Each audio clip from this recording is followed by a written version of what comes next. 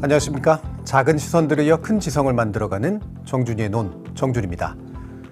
제가 이렇게 매번의 논을 열면서 즐겨 사용하는 이 지성이라는 단어는 알아야 할 무언가를 알고 그에 합당한 어떤 태도를 갖는 걸 가리킵니다.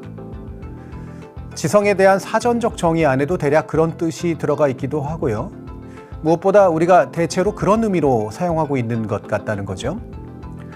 따라서 우리가 누군가를 지성인이라고 호명할 때에 그는 마땅히 알아야 할 것을 알고 그 알매 합당한 태도를 지닐 뿐 아니라 이왕이면 필요로 되고 있는 실천으로까지 나아갈 수 있는 사람일 겁니다.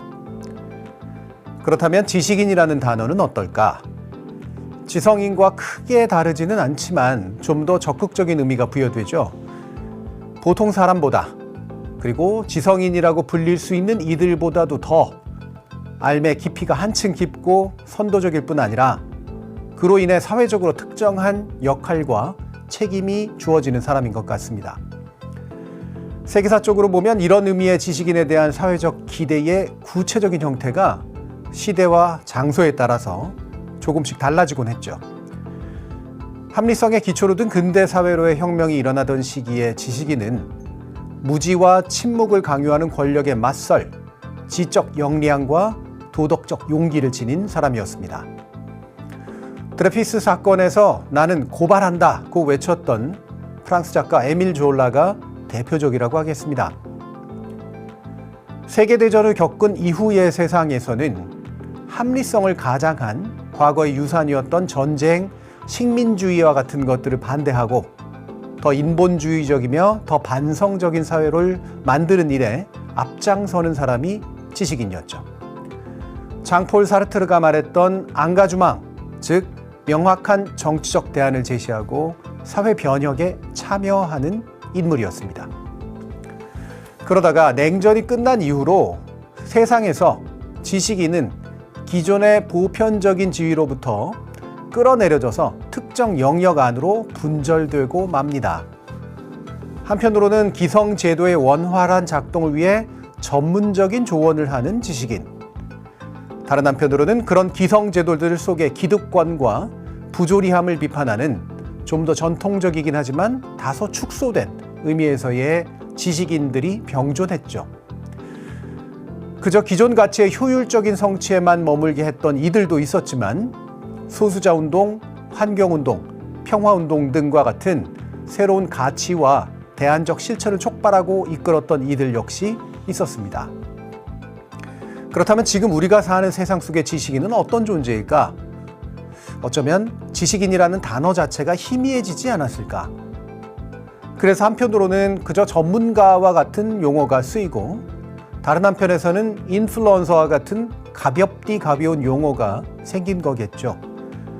세상이 너무나 복잡하고 어려워지고 빨리 바뀌어서 일테고 그만큼 암과 사회적 책무를 결합하는 큰 사회적 기대를 한 인간 존재로서 감당한 일이 버거워진 것일지도 모르겠습니다.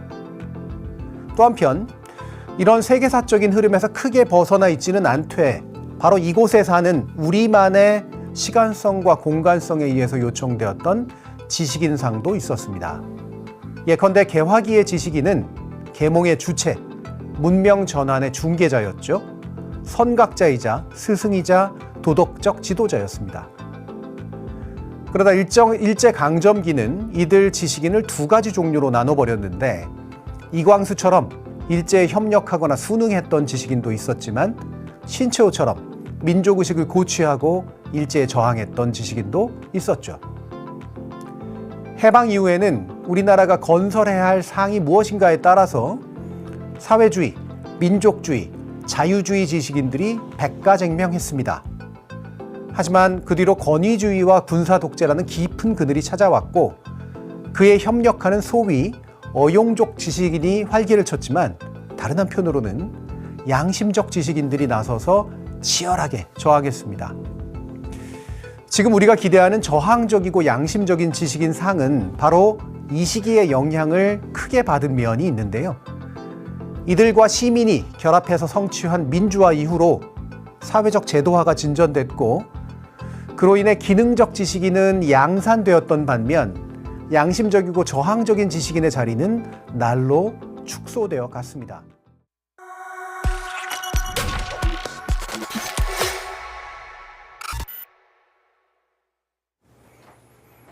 전통적 지식인의 이미지, 즉 현대사회를 전체적으로 조망하고 대안까지 제시하는 그런 탁월함을 선보이면서 그것의 실현까지 선도하는 지식인 더 이상 기대하기는 어려워졌죠. 그런 지식인으로서의 책무를 자임하는 이들의 존재가 그러나 또 소중한 건 사실입니다.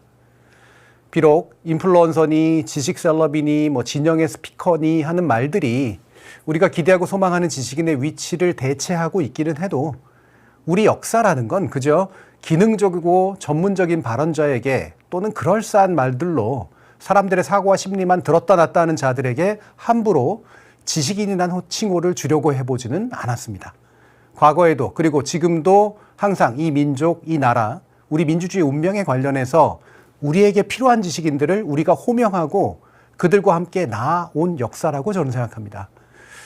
저는 그 안에 아주 우리다우면서도 여전히 중요해 보이는 지식인 기준이 숨어 있다고 생각합니다. 그건 자신의 이익을 위해서가 아니라 어떤 공적인 것을 위해서 깊이 성찰하고 널리 통찰해서 얻은 지식을 아낌없이 나눠 우리에게 반드시 필요한 실천을 이끌어내는 일, 그럼으로써 평범한 이들의 시대정신과 공명할 수 있는 존재라는 겁니다. 다시 말해서 누구나 숭상하지 않을 수 없는 절대적인 지식이나 윤리적 태도를 지녀서가 아니라 평범한 이들과 함께 호흡하면서 평범한 이들의 삶을 개선하기 위해 서로 자신의 이익과 안전에 위협이 간다고 하더라도 같이 옳다고 생각해야 할 바를 숙고해서 용감히 말해주기 때문에 우리는 지금까지 그런 사람들을 지식인이라고 불러온 게 아닐까 싶습니다. 그런 사람들이 호련히 우리 앞에 나타날 수도 있지만 바로 우리들이 그런 사람을 알아봐주고 믿어주고 함께 해주는 것 역시 우리만의 지식인 전통이 사멸되지 않도록 할 중요한 기반이겠죠. 작은 시선들을 이어 큰 지성을 만들고자 하는 정준이의 논이 바라고 실천하고자 하는 바 역시 정확히 그겁니다. 정준이의 논 86번째 이야기 여기까지입니다. 오늘 꾸실 꿈이 위로가 되고 내일 맞을 아침이 용기를 주길 바랍니다.